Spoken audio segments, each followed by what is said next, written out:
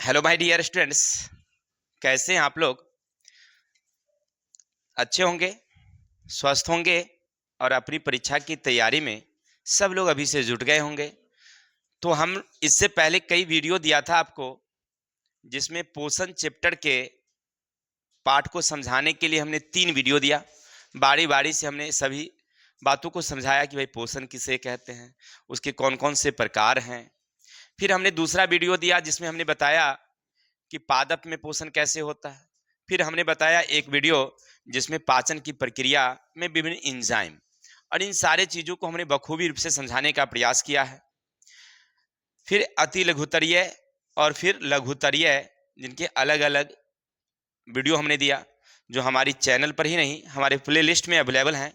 अगर आप जाएंगे ऑलवेज न्यू 142, जिसका क्लास 10th जी विज्ञान का प्लेलिस्ट खोलेंगे तो सारे वीडियो सिलसिलेवार रूप से मिल जाएंगे आपको। ठीक है, अगर आप इच्छुक हैं तो देख सकते हैं।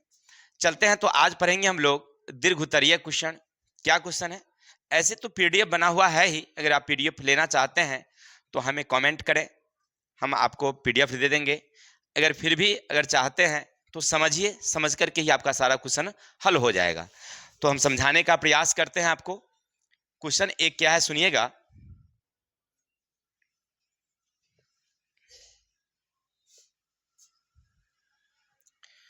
क्वेश्चन एक कहता है आपसे, पोषण किसे कहते हैं?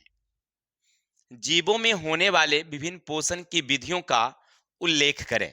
यानी कहते हैं, सबसे पहले क्वेश्चन क्या कहा आपसे कि पोषण किसे कहते हैं, इसको बताइए, और पोषण की कौन कौन सी विधियां हैं, इन सारे बातों के बारे में धीरे धीरे करके आप एक एक करके बताइए। परीक्षा में इस तरह का क्वेश्चन रहेगा, आराम से लिखना। पोषण वह प्रक्रम है जिसमें जीव बाहर से कोई ठोस या कार्बनिक पदार्थ ठोस और कार्बनिक पदार्थ ग्रहण करते हैं। तो भोजन करने की जो प्रक्रिया है ना, इसे कहते हैं हम लोग पोषण। कोई दिक्कत? क्या लिखेंगे? पहले लिखेंगे पोषण, तीर दे देंगे। अब लिखेंगे पोषण वह प्रक्रम है जिसमें कोई जीव बाहर से ठोस और कार्बनिक पदार्थ ग्रहण करते हैं, अर्थात जंतुओं द्वारा भोजन करने की प्रक्रिया को पोषण कहते हैं। जैसे हम लोग विभिन्न प्रकार के खाद्य पदार्थ खाते हैं, मधुमक्खियां फूलों से मकरंद चूसती है, इसी तरह से अन्य जंतु भोजन करते हैं। तो इसको क्या कहेंगे हम लोग? पोषण की अनेक विधियां। ठीक है, अब पोषण अगर देखेंगे अलग अलग जंतुओं में तो अलग अलग प्रकार से देखने को मिलता है। पहला है हमारा भोजन बनाने के आधार पर दो प्रकार की। किसके आधार पर? भोजन बनाने के आधार पर दो, एक है स्वपोषण, एक है परपोषण। स्वपोषण किसे कहते हैं? तो जब कोई जीव अपना भोजन स्वयं बनाते हैं, अपने द्वारा बनाए गए भोजन को ही ग्रहण करते हैं, तो उसको कहते हैं हम लोग स्वपोषण। जैसे जितने हरे पौधे हैं लगभग सब स्वपोषी हैं। उसमें एक अपवाद में, जिसको हम लोग कहते हैं अमरबेल या अमरलता, तो वो परपोषी में आते हैं। ठीक, अब लिखेंगे दूसरा परपोषी। जब कोई जीव अपना भोजन स्वयं नहीं बनाते हैं, दूसरे द्वारा बनाए गए जीवों पर अपना भोजन निर्भर करते हैं, तो उसको कहते हैं हम लोग परपोषण प्रक्रिया। और ऐसे में 3 आते हैं, एक आते हैं मृतजीवी, दूसरे आते हैं परजीवी, तीसरा आते हैं प्राणी सम पोषण। बस इसी को सिलसिलेवार रूप से लिख दीजिए, आपका क्वेश्चन क्लियर हो गया। किसी को डाउट? फिर समझते हैं। पोषण वह प्रक्रम है जिसमें कोई जीव बाहर से ठोस और कार्बनिक ग्रहण करते हैं, अर्थात भोजन करने की प्रक्रिया को पोषण कहते हैं। फिर लिखेंगे पोषण के 2 भाग हैं, स्वपोषण, परपोषण। स्वपोषण तीर, जब कोई जीव अपना भोजन स्वयं बनाते हैं, स्वयं ग्रहण करते हैं, तो उसको स्वपोषण कहते हैं। जब कोई जीव अपना भोजन स्वयं न बना करके दूसरे द्वारा बनाए गए भोजन को ग्रहण करते हैं, तो उसे कहते हैं परपोषण। परपोषण में सभी जंतु आते हैं और स्वपोषण में सभी पौधे आते हैं। परपोषण की भी 3 विधियां होती है, एक मृतजीवी, परजीवी, प्राणीसम। किसी को दिक्कत? चलिए, इतना आप समझ गए। अगर आप स्क्रीनशॉट लेना चाहते हैं पीडीएफ का तो आप फिर भी ले सकते हैं। ठीक है, चलिए, तो क्वेश्चन नंबर 1 आपको बखूबी समझ में आया होगा। तो चलते हैं क्वेश्चन नंबर 2 की तरफ। प्रकाश संश्लेषण प्रक्रिया को संक्षेप में समझाइए। अब आपसे पूछ रहा है भाई कि प्रकाश संश्लेषण किसे कहते हैं। तो हमने इसको चैप्टर में समझा था कि जब कोई हरा पादप या पौधा सूर्य प्रकाश की उपस्थिति में धरातल से खनिज लवण, वायुमंडल से कार्बन डाइऑक्साइड ग्रहण करते हैं, यह पौधे की पत्ती के क्लोरोफिल में पहुंचती है और वहां पर रासायनिक अभिक्रिया होती है। परिणाम स्वरूप ग्लूकोज, जल और ऑक्सीजन प्राप्त होते हैं। ये पूरा प्रक्रम कहलाता है प्रकाश संश्लेषण। फिर समझते हैं। जैसे मान लीजिए एक ये पादप है हमारा, ये क्या है, पादप है।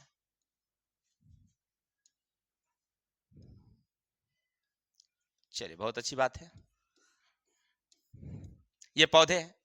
अब यहां सूरज है, सूरज की रोशनी में, क्योंकि रात में ना पौधा क्या करता है, श्वसन की क्रिया करता है, प्रकाश संश्लेषण नहीं करते हैं। कुछ पौधे ऐसे हैं जो रात में भी प्रकाश संश्लेषण की करते हैं, लेकिन बाकी जितने पौधे हैं सब क्या करते हैं, दिन में प्रकाश संश्लेषण, रात में श्वसन करते हैं। ठीक है, याद रखेंगे। जितने पौधे हैं वो आगे वाली चैप्टर में हम लोग पूरा इसको क्लियर कर लेंगे। तो सूर्य प्रकाश की उपस्थिति में धरातल से क्या लिया, वो खनिज लवण, अब वायुमंडल से क्या लिया, वो CO2। पौधे की कहां पहुंची, ये पत्ती में। अब पत्ती में रासायनिक अभिक्रिया हुआ, अभिक्रिया के फलस्वरूप क्या प्राप्त हुआ हमें, ग्लूकोज, जल और ऑक्सीजन। इसको सम्मिलित रूप से, यानी ये पूरा प्रक्रम क्या कहलाता है, प्रकाश संश्लेषण। अगर आप चाहेंगे तो यहां पर रासायनिक समीकरण भी लिख सकते हैं, कोई दिक्कत। चलिए, तो ये थे हमारे प्रकाश संश्लेषण प्रक्रिया का संक्षेप को समझाना था कि भाई प्रकाश संश्लेषण किसे कहते हैं। किसी को दिक्कत। चलते हैं क्वेश्चन नंबर 3। क्वेश्चन नंबर 3 क्या कहता, सुनना। एक प्रयोग द्वारा दर्शाइए कि प्रकाश संश्लेषण के लिए क्लोरोफिल आवश्यक है।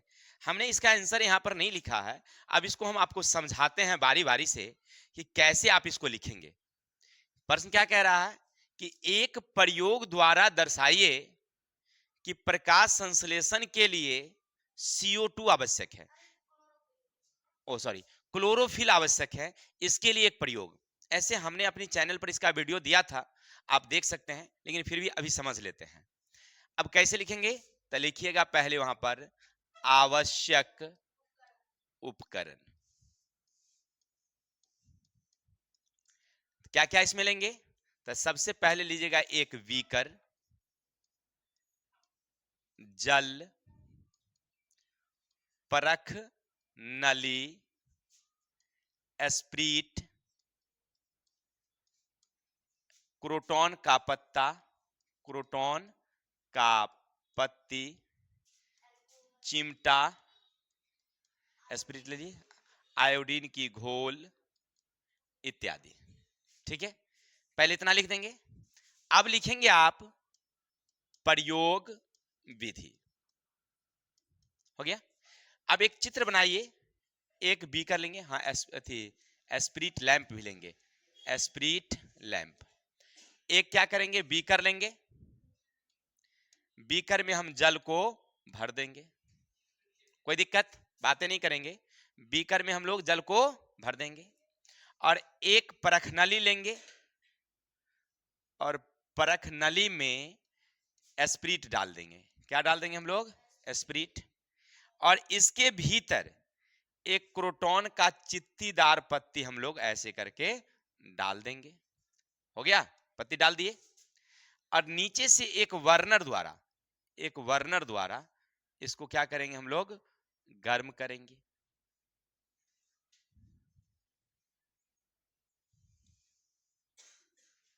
ठीक है, इस तरह से वर्नर से गर्म करेंगे। अब वहां पर आप लिखेंगे प्रयोग विधि में कि पहले चित्रानुसार उपकरण को सजा लेंगे, चित्रानुसार उपकरण को सजा लेंगे। एक बीकर लेंगे, उसमें जल भर देंगे, एक अलग से परख नली लेंगे, जैसे बोलते हैं वैसे आप लिखिएगा। एक बीकर लेंगे, उसमें जल भर देंगे, एक परख नली लेंगे, परख नली में एस्प्रीट डाल देंगे और पहले से जो हमने चित्तीदार पत्ती लिया है, जिसके काले और उजले भाग को हमने चिन्हित कर रखा है, उसको उसमें डाल देंगे और इसको चित्रानुसार स्टैंड पर रख देंगे। अब इसे हम लोग क्या करेंगे, एक बर्नर की सहायता से गर्म करेंगे। बर्नर की सहायता से क्या करेंगे, गर्म करेंगे। तो हम देखेंगे कि स्प्रीट का रंग बदलने लगता है। हम तब तक उसे गर्म करेंगे जब तक स्प्रीट का रंग बदलना रुक ना जाए। जब स्प्रीट का रंग बदलना रुक जाएगी तो बर्नर से गर्म करना बंद कर देंगे और चिमटे की सहायता से सावधानी पूर्वक इस पत्ती को बाहर निकाल लेंगे। स्वच्छ जल में पत्ती को हम लोग धो लेंगे। क्लियर? अब लिखेंगे परीक्षण। पत्ती के जो काले भाग हैं और जो उजले भाग हैं, दोनों को काटकर अलग कर देंगे और दोनों पर बारी बारी से आयोडीन की घोल डालेंगे। तो हम देखेंगे कि जो काला भाग है वो रंग परिवर्तन करता है, उसका रंग नीला हो जाता है। लेकिन जो उजला भाग है वो रंग परिवर्तन नहीं करता है, उसका रंग उजला रंग परिवर्तन नहीं होता है, यानी नीला नहीं होता है या काला नहीं होता है। अब लिखेंगे निष्कर्ष। इससे स्पष्ट होता है कि क्रोटोन की पत्ती जो हरे भाग हैं उनमें क्लोरोफिल है, इसलिए उसका रंग परिवर्तन हुआ क्योंकि उसमें स्टार्च बना है। और जो उजले भाग हैं जिनमें क्लोरोफिल नहीं है उसमें स्टार्च नहीं बना, इसलिए रंग का परिवर्तन। इतना अगर आप लिख देंगे तो आपका 100 का 100 नंबर मिलेगा। यानी कहने का अर्थ है जितने मार्क के क्वेश्चन रहेंगे उतने नंबर मिलेंगे। कोई डाउट? चलिए फिर से एक बार इसको हम देख लेते हैं। अगर आपसे एग्जाम में रहेगा कि एक प्रयोग द्वारा दर्शाइए कि प्रकाश संश्लेषण की प्रक्रिया के लिए क्लोरोफिल आवश्यक है, इसके लिए एक प्रयोग करें, तो सबसे पहले आप क्या लिखेंगे? आवश्यक उपकरण, बीकर, जल, प्रखनली, स्प्रीट लैंप, इसके बाद स्टैंड, चिमटा, आयोडीन की घोल, क्रोटोन का चित्तीदार पत्ती इत्यादि इत्यादि। हो गया? फिर लिखेंगे प्रयोग विधि, ऐसे लिखेंगे, फिर तीर देंगे। अब लिखेंगे एक बीकर लेंगे, बीकर में जल भर देंगे और एक अलग से प्रखनली लेंगे, प्रखनली में स्प्रीट डाल देंगे और उसमें पहले से जो चिन्हित क्रोटोन का पत्ती है उसको हम लोग डाल देंगे और चित्रानुसार स्टैंड पर हम उसे रख देंगे। अब उसे एक बर्नर की सहायता से गर्म करेंगे तो हम पाएंगे कि स्प्रीट का रंग बदलने लगता है। अब हम उसे तब तक गर्म करेंगे जब तक स्प्रीट का रंग बदलना रुक ना जाए। जब उसका परिवर्तन रुक जाएगी तो उसे गर्म करना हम बंद कर देंगे। अब क्या करेंगे? सावधानी पूर्वक चिमटे की सहायता से पत्ती को बाहर निकालेंगे और पत्ती को साफ पानी में, या तो गर्म पानी में हो या साफ पानी में हो, उसे हम लोग धो लेंगे और उसके काले और उजले भागों को काटकर अलग कर देंगे। प्रयोग खत्म। अब लिखेंगे परीक्षण। अब काले और उजले भागों पर हम बारी बारी से आयोडीन की घोल डालेंगे तो हम देखेंगे कि जो काला भाग था उसका रंग परिवर्तन हुआ, वो नीला होगा या गहरा काला हो जाएगा। लेकिन जो उजला भाग है उसमें कोई रंग में परिवर्तन नहीं आई। अब लिखेंगे निष्कर्ष। इससे यह स्पष्ट हो जाता है कि जो काला भाग था जिसमें क्लोरोफिल था उसमें स्टार्च बना है, जिसके कारण आयोडीन की घोल डालते ही उसके रंग में परिवर्तन आ गया। लेकिन जो उजला भाग था उसमें क्लोरोफिल नहीं था और उसमें हमने आयोडीन की घोल डाला, फिर भी उसके रंग में कोई परिवर्तन नहीं हुआ। इस तरह से हम बता सकते हैं कि एक प्रयोग द्वारा प्रकाश संश्लेषण की प्रक्रिया में क्लोरोफिल आवश्यक है। That's all. आशा है आप लोगों को समझ में आया होगा। अब यहाँ तो कुछ पीडीएफ है नहीं जो नोट करेंगे, चलते हैं क्वेश्चन नंबर आगे की तरफ। सुनकर ही याद करिए। अब चलिए, अभी एक क्वेश्चन और आपसे पूछ रहा है, भाई प्रकाश संश्लेषण के लिए CO2 आवश्यक है, साबित करने के लिए प्रयोग करिए। आपसे क्या कहा कि प्रकाश संश्लेषण की प्रक्रिया के लिए क्या जरूरी है? CO2 आवश्यक है। इसके लिए एक प्रयोग करिए। तो क्या करेंगे, कैसे प्रयोग करेंगे, चलिए आगे। सबसे पहले लिखेंगे हम लोग क्या, आवश्यक उपकरण। सबसे पहले लीजिएगा, एक गमले में लगी पौधा, 2 पोलोथीन, धागे, KOH के टुकड़े, यानी पोटेशियम हाइड्रोक्साइड उसको कहते हैं, के टुकड़े, आयोडीन की घोल इत्यादि। क्या क्या लेंगे उपकरण में, याद रखिएगा। सबसे पहले हम लिखते नहीं है, बोल देते हैं, आप सुन लीजिए, उसको धीरे धीरे आप लिख लेंगे। पहला लेंगे हम लोग, एक गमले में लगी पौधा, 2 पॉलीथीन, धागे, KOH के टुकड़े, आयोडीन की घोल इत्यादि। किसी को दिक्कत? अब लिखेंगे हम लोग प्रयोग विधि। प्रयोग विधि, एक गमला में लगी पौधा, उसको पहले हम लोग उसको पहले क्या करेंगे, 2-3 दिनों के लिए यानी 48 घंटे के लिए हम अंधेरे कमरे में छोड़ देंगे, ताकि उनमें पहले से जो स्टार्च बनी हो वो समाप्त हो जाए। ठीक है, पहले क्या करेंगे, एक गमले में लगी पादप लेंगे, जिसे हम अंधेरे कमरे में 48 घंटे के लिए छोड़ देंगे। प्रयोग करने से पहले उसे 48 घंटे के लिए अंधेरे कमरे में छोड़ देंगे। इससे उसमें जो बनी स्टार्च है वो समाप्त हो जाएगी। अब पौधे को हम लेते हैं। अब देखिए, ये हमारा गमला का पौधा है।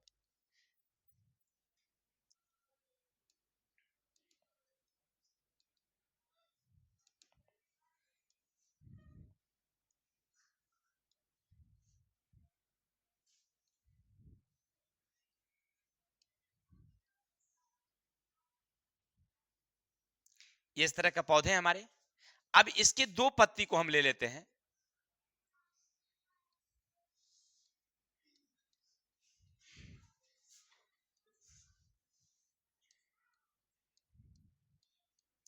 चलिए, ये पौधा है हमारी, ठीक है। अब खराब बना है, सही बना है, हमने तो जल्दीबाजी में बना दिया भाई मेरे, लेकिन अच्छा बना है, ये मुझे विश्वास है कि हम बना लेते हैं चित्र। चलिए, तो इतना हो गया, पौधा ले लिए। अब इसको क्या करेंगे, एक पत्ती को एक पॉलीथीन के अंदर बंद कर देंगे और इसमें नाम डाल देंगे ए, ठीक है, और हल्के से धागे से बांध देंगे। ऐसे लिखिएगा जैसे हम बोल रहे हैं वैसे लिखना है।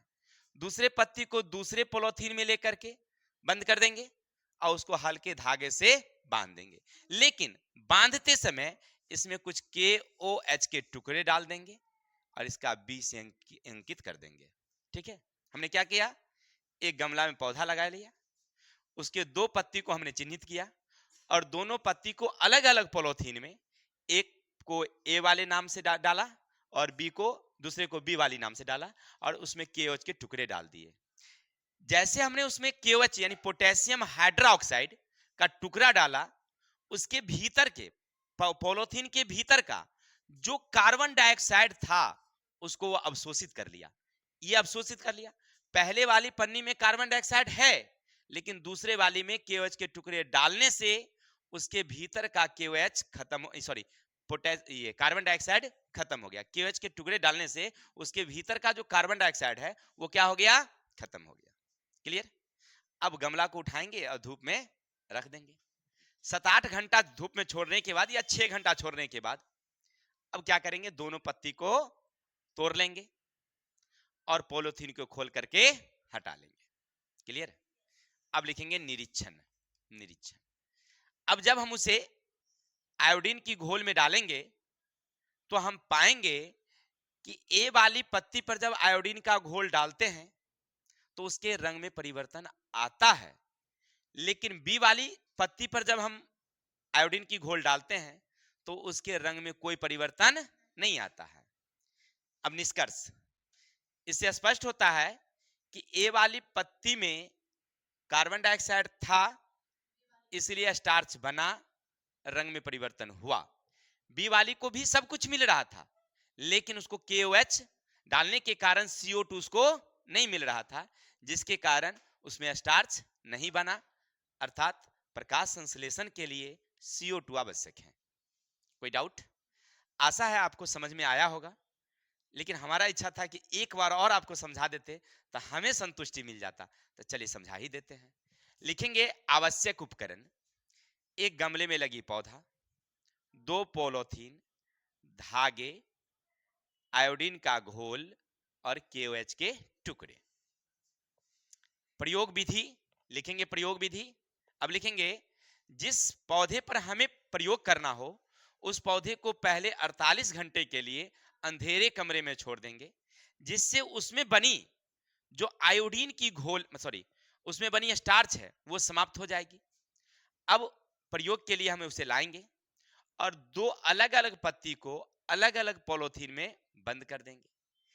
ए वाली को ए से चिन्हित कर देंगे और बी वाली को बी से चिन्हित कर देंगे, लेकिन बी वाली में हम पहले KOH के टुकड़े रख के और तब हल्के से दोनों उसको धागे से मुंह को बंद कर देंगे ताकि हवा का प्रवेश न हो। अब उसे गमले को 6-7 घंटा के लिए धूप में छोड़ देंगे। 6-7 घंटे बाद दोनों पत्ती को तोड़ लेंगे, पर पॉलीथीन को खोल करके हटा देंगे। अब लिखेंगे निरीक्षण या परीक्षण भी लिख सकते हैं। अब दोनों पत्ती पर जब आयोडीन की घोल डालेंगे तो हम पाएंगे, जब आयोडीन की घोल डालेंगे तो हम पाएंगे कि ए वाली पत्ती पर जब आयोडीन का घोल डाला तो उसके रंग में परिवर्तन आया, लेकिन बी वाली पर हमने जब डाला आयोडीन की घोल तो उसमें कोई रंग में परिवर्तन नहीं आया। निष्कर्ष, इससे यह स्पष्ट होता है कि ए वाली पॉलीथीन में कार्बन डाइऑक्साइड था जिसके कारण स्टार्च बना, रंग में परिवर्तन हुआ, लेकिन बी वाली में KOH के टुकड़े डालने के कारण उसके भीतर कार्बन डाइऑक्साइड नहीं था जिसके कारण उसमें स्टार्च नहीं बना। अर्थात किसी भी पौधे में प्रकाश संश्लेषण के लिए CO2 आवश्यक है। आशा है आप बखूबी समझ पाए होंगे। तो चलते हैं क्वेश्चन नंबर आगे की तरफ।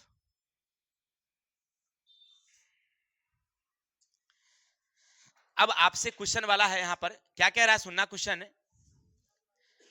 अमीबा का भोजन क्या है? भाई अमीबा क्या खाता है? तो हम लोग पीछे भी पढ़े थे, अमीबा का भोजन है मृत जीव, सरे गले पादप पत्तियां इत्यादि। क्लियर? बस सीधा सीधा लिखना है भाई, अमीबा क्या भोजन करता है। तो अमीबा सरे गले मृत जीव जंतु इत्यादि का भोजन करते हैं। कोई दिक्कत? जैसे हम लोग अलग प्रकार से करते हैं, गाय भैंस कुत्ते बिल्ली बकरियां अलग करती है, लेकिन अमीबा सूक्ष्मजीव हैं तो मरे हुए जीव जंतु ही करते हैं। क्या तानिया बड़ा उदास है भाई? आगे चलिए, अमीबा में पोषण का वर्णन। अब अमीबा पोषण कैसे करता है, भोजन कैसे करता है? तो लिखेंगे अमीबा एक कोशिकीय जीव है। जब उसे भोजन अपने आसपास नजर आती है तो उसमें कूटपाद निकलना शुरू हो जाता है। कूटपाद इस तरह से धीरे धीरे बढ़ती है कि भोजन को दोनों ओर से घेर लेती है। अब भोजन उसके रसधानी में पहुंच जाता है और रसधानी में ही एंजाइम की सहायता से पाचन हो जाता है। बॉडी के किसी भाग से छिद्र के बाद उसके अवशेष बाहर निकल जाते हैं और फिर छिद्र बंद हो जाते हैं। हो गया पोषण की प्रक्रिया। चित्र से समझिएगा। चलिए चित्र से समझते हैं। पहले लिखिएगा अमीबा का भोजन क्या है। तो आप लिखेगा अमीबा का भोजन मृत जीव जंतु, सरे गले पादप पत्तियां इत्यादि है। अब लिखना है अमीबा में पोषण, तो आप एक चित्र वहां बनाइएगा। लिखिएगा अमीबा एक कोशिकीय जीव है। इसका आकार हमेशा बदलते रहता है, याद रखिएगा, कोई एक ऐसा आकार नहीं होता है। पूछेगा आपसे ऑब्जेक्टिव में कि कौन ऐसे जंतु हैं जिनके आकार हमेशा बदलते रहते हैं, तो अमीबा। ठीक है, चलिए अब ये अमीबा है।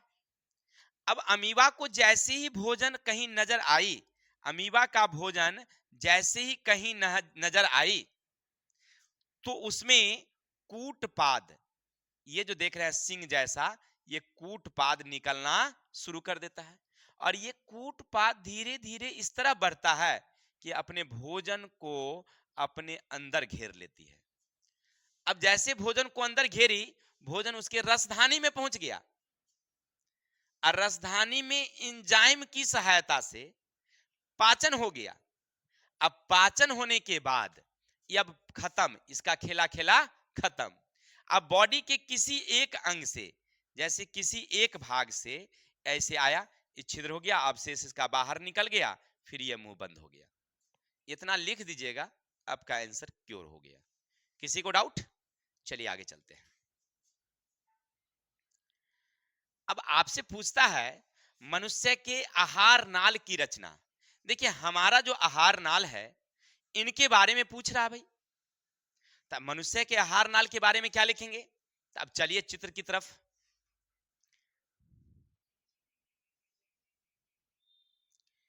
देखिए यही हमारा मनुष्य का आहार नाल है, लेकिन इसमें थोड़ा सा छोटा चित्र है, ऊपर का भाग बंद है, लेकिन फिर भी यहां से समझ लेते हैं।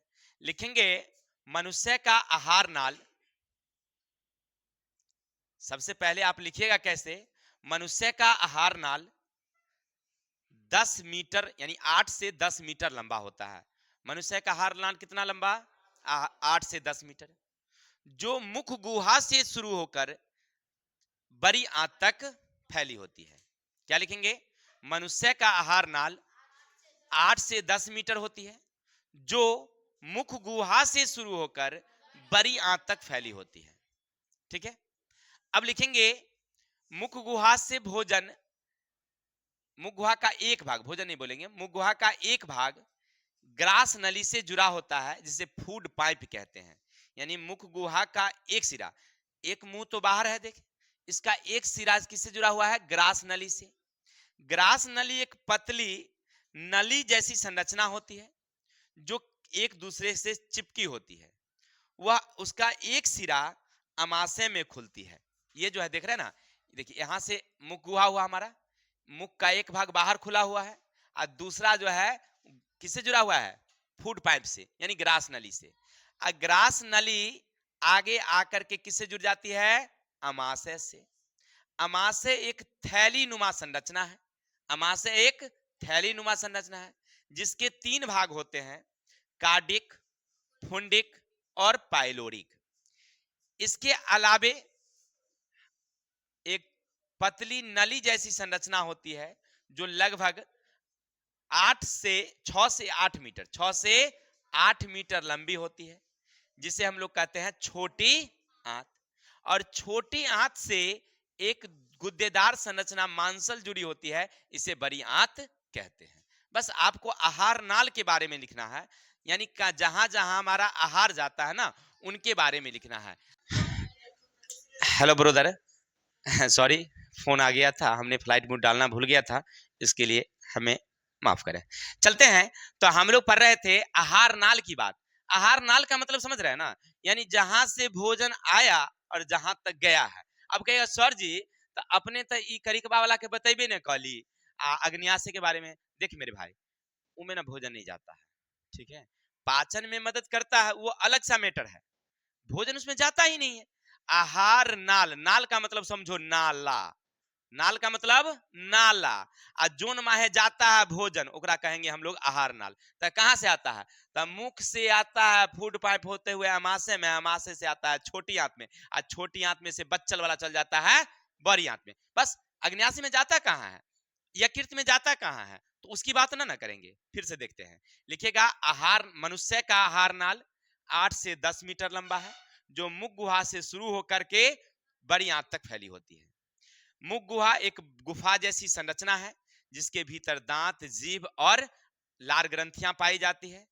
मुख गुहा का दूसरा सिरा एक पतली पाइप जैसी नली संरचना से जुड़ी होती है, जिसे ग्रास नली कहते हैं। ग्रास नली आगे जाकर के एक थैली नुमा संरचना से जुट जाती है, जिसे कहते हैं हम लोग अमाशय। अमाशय के कुल 3 भाग होते हैं, कार्डिक, फुंडिक और पाइलोरिक। अमाशय का अगला सिरा पतली नली जैसी संरचना से जुड़ी होती है, जिसे छोटी आंत कहते हैं, जिसकी लंबाई लगभग 6 से 8 मीटर होती है। इसके भी 3 भाग होते हैं, ग्रहणी, जेजुनम और इलियम। और जो छोटी आंत है, उसके दूसरे सिरे से एक बड़ी आंत जुड़ी होती है। ठीक है, यहां तक हमारा भोजन का आना जाना होता है, यानी आहार नाल। किसी को डाउट? चलिए, अब आपने जो सवाल किया है उसका जवाब हम करेंगे बाद में। आप जो भी सवाल है आप रखिएगा।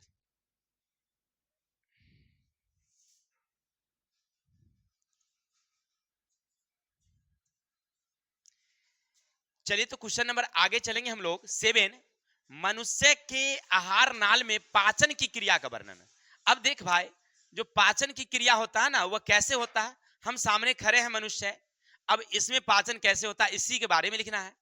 तो लिखिएगा मनुष्य में भोजन का पाचन। लिखना कैसे सुन लो। मनुष्य में भोजन का पाचन मुख गुहा से शुरू हो जाती है। यानी जैसे हम लोग भोजन मुख में डालते हैं, हमारी दांत उसे भौतिक रूप से छोटे छोटे टुकड़े में बदलने का काम करती है। इसी समय लार से रस निकलती है, जिसको लार रस, जिसमें माल्टोज होते हैं, सॉरी टाइलिन होते हैं। जो टाइलिन जो है ना, हमारी शर्करा के पाचन में मदद करती है। अब मुख से पचा हुआ भोजन ग्रास नली द्वारा हमारी अमाशय में पहुंचती है। अमाशय में 3 प्रकार के रस निकलते हैं, हाइड्रोक्लोरिक अम्ल, पेप्सिन और रेनिन। जहां से भोजन को पचाने के बाद उसे छोटी आंत में भेजा जाता है। छोटी आंत में भेजने से पहले यकृत अपना पित्तरस और अग्न्याशय अपना अग्नाशिक रस वह मिला देती है, जिसके कारण भोजन अम्लीय से क्षारीय हो जाता है। अब वह छोटी आंत में जाती है। छोटी आंत की दीवार में एक ग्रंथि होती है, जिसे हम लोग जठर ग्रंथि कहते हैं। जठर ग्रंथि से विभिन्न प्रकार के एंजाइम निकलते हैं, जो भोजन का पूर्ण रूप से पाचन कर देती है। That's all. इतना लिख दीजिएगा, काम खत्म। ठीक है। ऐसे वीडियो में हमने सारा एंजाइम के बारे में भी बताया है, वहां से भी आप देख सकते हैं। लेकिन हमें प्रश्न का उत्तर देना है, तो उतना डीप से हमने लोग नहीं चलेंगे। देखिए कैसे लिखिएगा। लिखेंगे मनुष्य में आहार नाल में पाचन की प्रक्रिया इस प्रकार है। लिखेंगे मनुष्य में भोजन का पाचन मुख गुहा से शुरू हो जाता है। जैसे हम लोग मुख गुहा में भोजन डालते हैं, दांत उसे छोटे छोटे टुकड़े में बदलने का काम करती है, और लार ग्रंथि से टाइलिन नामक एंजाइम निकलती है, जो हमारे भोजन के पाचन में मदद करती है। यहां से शर्करा का पाचन शुरू हो जाता है। अब वो ग्रास नली से उसे अमाशय में भेजते हैं। अमाशय में 3 प्रकार के रस निकलते हैं, HCl हाइड्रोक्लोरिक अम्ल, पेप्सिन और रेनिन, जो भोजन के पचाने में मदद करती है। अब यहां भोजन अम्लीय हो जाता है। अब यहां से पचने के बाद 6 से 8 घंटा के बाद भोजन अब छोटी आंत की तरफ चलती है। लेकिन उससे पहले यकृत अपना पित्तरस, अग्न्याशय अपनी अग्न्याशिक रस उसमें मिला देती है, जिसके कारण भोजन क्षारीय हो जाता है। अब छोटी आंत में जब पहुंचती है, छोटी आंत की दीवारों में एक ग्रंथि होती है, जिसे हम लोग जठर ग्रंथि कहते हैं। जठर ग्रंथि से अनेक प्रकार के एंजाइम निकलते हैं, जिनमें है इमाइलेज, टाइलिन, लाइपेज इत्यादि, जो भोजन को अंततः ग्लूकोज में बदल देती है, और हमारा भोजन का पूर्ण रूप से पाचन हो जाता है। कोई दिक्कत? चलिए, तो ये थे हमारे भोजन के पाचन की प्रक्रिया। अब लास्ट क्वेश्चन है। क्वेश्चन क्या है सुनिएगा। कह रहा आपसे मनुष्य के आहार नाल का एक स्वच्छ नामांकित चित्र बनाइए, वर्णन की जरूरत नहीं है। ऐसे आप जो देख रहे थे थंबनेल, उसमें आहार नाल का फोटो बना हुआ था। लेकिन अब आपको कहता है बनाने के लिए अपनी शुभ हाथों से बनाना है। हम भी बनाने की कोशिश करते हैं, अगर बन जाए तो अच्छी है, ना बना तो कोई बात ना है। देखिए सबसे पहले क्या बनाएंगे हम लोग, ऐसे बनाएंगे।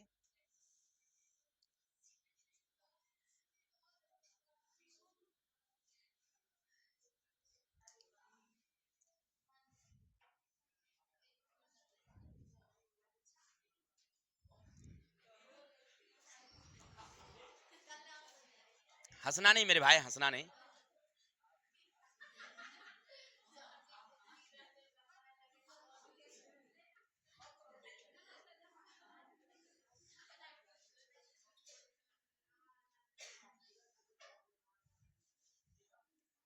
देखिए ऐसे ही चित्र बनाइएगा आप लोग।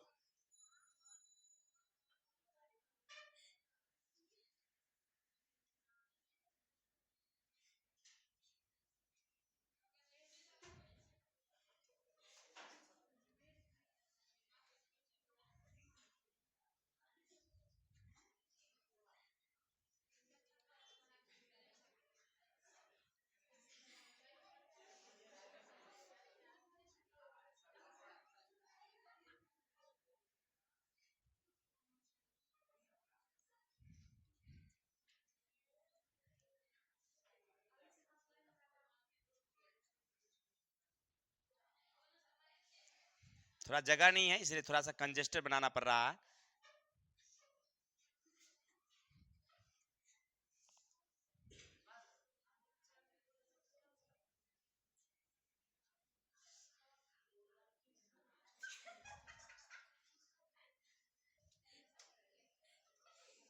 अब लड़का हो या लड़की हो, बनाना था मुझे फोटो। लड़का लड़की से फोटो तो हमने बनाया नहीं था।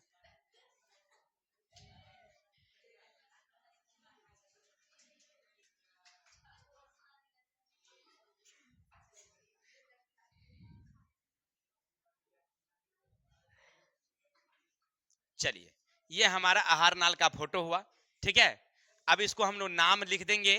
यहां लिख देंगे हम लोग मुख गुहा, जा सॉरी मुख गुहा यहाँ है भाई मुख गुहा, हाला नहीं। अब यहां लिखेंगे हम लोग लार ग्रंथि, लार ग्रंथि। ये देख रहे हैं, ये क्या है हमारी ग्रास नली। ये क्या हमारा यकृत, और ये क्या है अमाशय। हाँ बोलिए ना, नली है भाई। अब इसको लिखेंगे हम लोग छोटी आंत, इसको लिखेंगे हम लोग बड़ी आंत, इसको लिखेंगे अग्नाशय। हो गया, बस यहां लिख देंगे गुद्दा, यहां लिखेंगे अपेंडिक्स। यही हमारी आहार नाल है। अब आप लोग अपना बनाइएगा अच्छे से समझ के, ठीक है, बहुत अच्छी बात। तो अपना अपना लेकिन बनाना सीख लीजिएगा, परीक्षा के लिए भी आए 5 नंबर का रहता है। ठीक है, बस कुछ नहीं, चित्र बना दीजिएगा, आंसर हो जाएगा, कुछ करने की जरूरत नहीं है। तो बधाई हो आपको, हमने जीव विज्ञान का पहला चैप्टर शुरू से लेकर अंत तक पहले हमने उसे समझाया, फिर हमने आपको सारे क्वेश्चन आंसर दिया। तो आज का ये चैप्टर खत्म हो गया। अब हम लोग अगले अध्याय यानी श्वसन चैप्टर को पढ़ेंगे। तो कल से हम लोग मिलते हैं नेक्स्ट वीडियो में। तब तक के लिए हमें विदा दीजिए, और आप लोग हंसते रहिए, मुस्कुराते रहिए, और हमारी वीडियो अभी तक देखा आपने, इसके लिए आपको हमारी ओर से बहुत बहुत धन्यवाद। तब मिलेंगे नेक्स्ट वीडियो में। जय हिंद, जय भारत।